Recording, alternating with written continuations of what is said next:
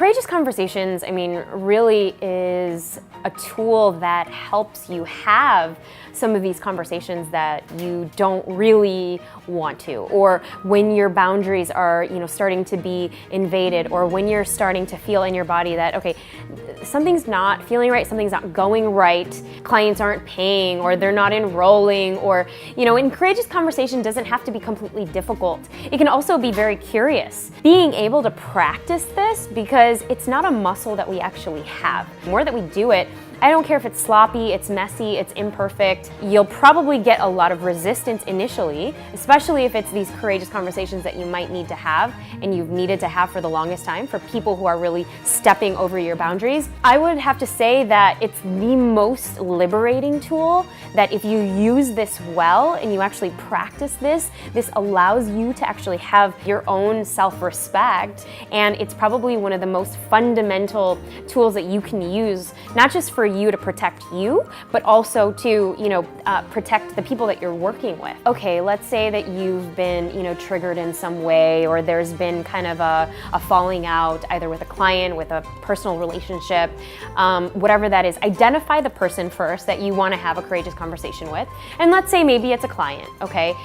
But first you want to identify what seems to be the issue. Is it that they're showing up late, they're not taking your call seriously, they're perhaps not doing the work? Identify what the actual reason is. That's number one. Number two, you obviously want to have a clear direction for the call. I know for a lot of women in general, we're very, very emotional, sensitive beings. And so when you set us up on a tangent, we will go for the tangent and we will go in several different ways. Kind of like, well, and then you missed this appointment. And then when we spoke about this, you didn't do X, Y, and Z. And women, we just kind of navigate beautifully into, several different areas, right? So have a clear direction, what your outcome is going to be, and stay on track. What I tell people is that if you're starting out to have a courageous conversation and it's painful because you don't like confrontation, you're not a confrontational person, you just don't like to even, you'd rather like shove it under a rug, but honey, you're coach.